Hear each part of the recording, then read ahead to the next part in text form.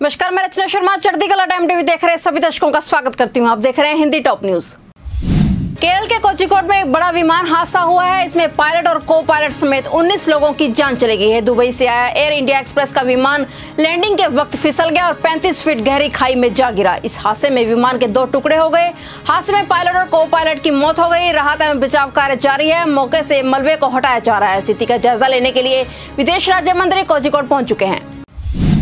केरल के कोझिकोड में मिशन वंदे भारत के तहत दुबई में फंसे भारतीयों को लेकर आ रहा एयर इंडिया का विमान दुर्घटनाग्रस्त हो गया है। विमान में कुल 190 लोग सवार थे। इस हादसे में विमान के दोनों पायलट समेत 19 लोगों की जान चली गई, जबकि कई यात्रियों की हालत अभी भी गंभीर है। वहीं इस हादसे को लेकर अमेरिका, पाकिस्तान और चीन ने दुख जताया है। भारतीय दूतावास ने कहा है कि वे हादसे में जान गंवाने वाले और घायल हुए सभी लोगों के परिजनों के साथ हैं। अमेरिकी विदेश मंत्रालय ने बयान जारी करते हुए इस हादसे में जान गंवाने वालों के परिजनों और दोस्तों के प्रति शोक प्रकट किया है। एयर इंडिया का विमान क्रैश होने पर पाकिस्तान के प्रधानमंत्री इमरान खान और भारत में चीन के दूत सुन वेइदोंग ने भी ट्वीट कर विमान हादसे पर दुख जताया है। मध्य प्रदेश के मुख्यमंत्री शिवराज सिंह चौहान ने महामारी से पैदा हुए हालात की समीक्षा के लिए बैठक बुलाई थी। इसमें उन्होंने खुद वीडियो कॉन्फ्रेंसिंग के जरिए शिरकत की। समीक्षा बैठक में सरकार ने फैसला लिया कि प्रदेश में संक्रमण को देखते हुए गणेश उत्सव, मोहर्रम, जन्माष्टमी के त्योहार सार्वजनिक रूप से नहीं मनाए जा सकेंगे। साथ ही जन्माष्टमी के सार्वजनिक आयोजन पर रोक लगाने के साथ ही यह आदेश भी दे दिया कि मुहर्रम पर जुलूस और ताजिए भी नहीं निकाले जा सकेंगे। मुख्यमंत्री शिवराज सिंह चौहान ने प्रदेश की जनता से घर पर ही त्योहार मनाने की अपील की है। लाल किले पर स्वतंत्रता दिवस समारोह के लिए तैयारियां शुरू हो गई हैं, लेकिन महामारी काल को देखते हुए इस बार की तैयारियां भी अन्य सालों की तुलना में अलग तरीके से हो रही हैं। कुर्सियों को 2 गज की दूरी पर लगाया गया है। तैयारी में जुटा हर शख्स अपने मुंह पर मास्क लगाकर अपने काम को अंजाम दे रहा है। इस बार वीआईपी लिस्ट भी छोटी कर दी गई है। 15 अगस्त के कार्यक्रम में हर साल करीब 10,000 स्कूली बच्चे शामिल होते थे, लेकिन इस बार उन्हें नहीं बुलाया गया है। भारत ने संयुक्त राष्ट्र में अंतर्राष्ट्रीय आतंकवाद और संगठित अपराध के गठजोड़ का मुद्दा उठाया है। भारत ने कहा है कि इस गठजोड़ का सबसे बड़ा उदाहरण पाकिस्तान और दाऊद इब्राहिम है, जो 1993 में मुंबई बम धमाकों के बाद से ही पाकिस्तान में छिपकर बैठा है। भारत ने कहा है कि जब दुनिया अपनी इच्छा शक्ति के दम पर ISIS का खात्मा कर सकते हैं, तो दाऊद इब्राहिम और डी कंपनी का सफाया क्यों नहीं किया जा सकता। सुशांत सिंह राजपूत की मौत से जुड़े मामले में अब सीबीआई ने जांच शुरू कर दी है। इसके साथ ही बिहार पुलिस ने सीबीआई को सुशांत केस से जुड़े तमाम दस्तावेज सौंप दिए हैं। वहीं सीबीआई ने सुशांत सिंह केस में सुप्रीम कोर्ट से उन्हें भी पक्षकार बनाने की मांग की है। अब सुप्रीम कोर्ट में 18 अगस्त को सुशांत सिंह राजपूत मामले में सुनवाई होनी है। अमेरिकी सरकार के वायरस एडवाइजर और देश के प्रमुख संक्रामक रोग विशेषज्ञ एंथनी फाउची ने कहा है कि महामारी वैक्सीन के पूरी तरह प्रभावी होने की संभावना बहुत कम है। हालांकि उन्होंने ये भी कहा कि 50% प्रभावी होने पर भी वैक्सीन स्वीकार की जाएगी। एंथनी फाउची ने यह भी कहा कि साइंटिस्ट जिन वैक्सीन पर काम कर रहे हैं उनको लेकर उम्मीद कर रहे हैं कि यह कम से कम 75% प्रभावी हो, लेकिन 50 से 60% प्रभावी होने पर भी वैक्सीन स्वीकार की जाएगी। देश में महामारी के मामले तेजी से बढ़ रहे हैं। पिछले 24 घंटे में देश भर में 61,537 नए मामलों की पुष्टि हुई है और 933 लोगों की जान चली गई। अब तक कुल 20,88,612 लोग संक्रमित हो चुके हैं और 6,19,088 एक्टिव केस हैं। इनमें से 14,27,006 मरीज ठीक हो चुके घर जा चुके हैं और 42,518 मरीज अब तक अपनी जान गंवा चुके हैं।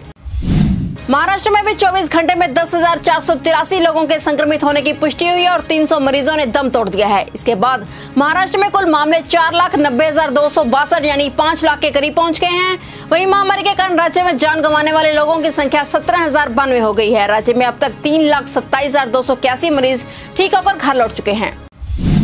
दिल्ली में 24 घंटे में 1,192 लोगों के संक्रमित होने की पुष्टि हुई और 23 मरीजों ने दम तोड़ दिया। इसके बाद दिल्ली में कुल मामले 1,42,723 का आंकड़ा पार कर चुके हैं। वहीं महामारी के कारण दिल्ली में जान गंवाने वाले लोगों की संख्या 4,082 हो चुकी है। राज्य में अब तक 1,28,232 मरीज ठीक हो चुके हैं। उत्तर प्रदेश में भी एक दिन में 4,467 नए महामारी के मामलों की पुष्टि हुई है। इसमें सबसे ज्यादा लखनऊ में 707 नए के सामने आए। इसी के साथ यूपी में महामारी के मामलों की संख्या बढ़कर अब 1,13,378 का आंकड़ा पार कर गई है। वहीं उत्तर प्रदेश में 1,981 लोग इस महामारी से जान गंवा चुके हैं। तेलंगाना में 24 घंटे में 2,256 नए मामलों की पुष्टि हुई और 14 लोगों की मौत हो चुकी है। इसी के साथ सूबे में अब कुल 77,513 केस पाए गए हैं और 615 लोगों की जान जा चुकी है। अभी भी तेलंगाना में 22,568 एक्टिव केस हैं। देश में महामारी के मामले बढ़ रहे हैं। ऐसे में स्वास्थ्य मंत्रालय ने देश के ऐसे जिलों की पहचान की है जहां मृत्यु दर काफी ज्यादा है। स्वास्थ्य मंत्रालय ने कहा है कि 4 राज्यों के 16 जिले ऐसे हैं जहां की स्थिति काफी चिंताजनक है। गुजरात, कर्नाटक, तमिलनाडु, तेलंगाना के इन जिलों में देश और राज्य से मृत्यु दर काफी ज्यादा है। स्वास्थ्य मंत्रालय ने देश के इन 4 राज्यों में हालात चिंताजनक बताए हैं। बिहार में 24 घंटे में 3646 नए मामले सामने आए हैं और 12 संक्रमितों की इलाज के दौरान मौत हो गई। इसके साथ ही राज्य में संक्रमितों की संख्या बढ़कर 71,794 और मृतकों की संख्या बढ़कर 400 हो गई है। वहीं राज्य में अभी वायरस के 25,128 एक्टिव मरीजों का इलाज किया जा रहा है। राजस्थान में संक्रमण से 10 और लोगों की मौत हो गई, जिससे राज्य में संक्रमण से मरने वालों की कुल संख्या 767 का आंकड़ा पार कर गई है। इसके साथ ही 1181 नए मामले सामने आने से राज्य में संक्रमितों की संख्या अब तक 50,157 हो गई है। झारखंड में पॉजिटिव मरीजों की संख्या ने 16,000 के आंकड़े को पार कर लिया है। राज्य में महामारी के 618 संक्रमित मिलने के साथ ही पॉजिटिव मरीजों की कुल संख्या 16,482 हो गई है। झारखंड में एक्टिव केस की संख्या जहां 8,840 है, वहीं आज 809 पॉजिटिव के ठीक होने के साथ ही महामारी को मात देने वालों की संख्या बढ़कर 7,491 का आंकड़ा पार कर गई है। वहीं झारखंड में मरने वालों की संख्या 151 हो गई है।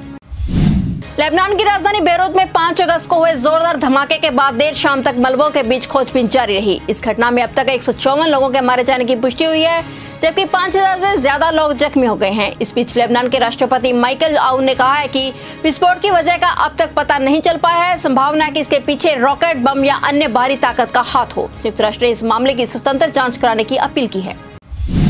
अमेरिका के राष्ट्रपति डोनाल्ड ट्रंप 20 अगस्त को व्हाइट हाउस में इराकी प्रधानमंत्री की मेजबानी करेंगे। इसी मुलाकात में वायरस महामारी के साथ साथ सुरक्षा, ऊर्जा और आर्थिक मुद्दों से पैदा हुई चुनौतियों पर चर्चा की जाएगी।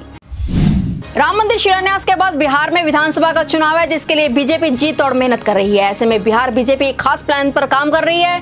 कहा जा रहा है कि वह अब राम का संदेश लेकर घर घर पहुंचेगी। पार्टी सूत्रों की माने तो इसकी तैयारी भी शुरू हो चुकी है। वर्चुअल माध्यम से हो रहे सम्मेलनों में बीजेपी के नेता राम मंदिर और राफेल की चर्चा कर रहे हैं और अपने कार्यकर्ताओं से कह रहे हैं कि आम लोगों तक यह संदेश पहुंचाया जाए। वहीं आरजेडी इसे महज बीजेपी का दिखावा करार दे रही है। देश के कई राज्य अभी भी बाढ़ की चपेट में है, तो कुछ जगहों पर बारिश का अलर्ट है। मौसम पूर्वानुमान एजेंसी स्काईमेट के अनुसार मौसम की अधीक्षण रेखा गुजरात में भुज और बंगाल की खाड़ी पर है और केरल समेत दक्षिण प्रायद्वीपीय भारत में अरब सागर से मध्यम से तेज रफ्तार की पश्चिम हवाएं चल रही हैं। केरल और तटीय कर्नाटक में कई स्थानों पर भारी बारिश का अनुमान है। 9 जिलों में 9 अगस्त तक के लिए अलर्ट जारी किया गया है। इसके अलावा देश की राजधानी दिल्ली और आसपास के राज्यों में 8 अगस्त के बाद से बारिश बढ़ने की संभावना है। बता दें कि यूपी में कई नदियां खतरे के निशान से ऊपर बह रही हैं और उत्तर प्रदेश के 17 जिलों के गांव बाढ़ से प्रभावित हैं। और अपडेट्स लेकर फिर से हाजिर होंगे, क्योंकि समाचारों का सिलसिला यहां कभी नहीं थमता।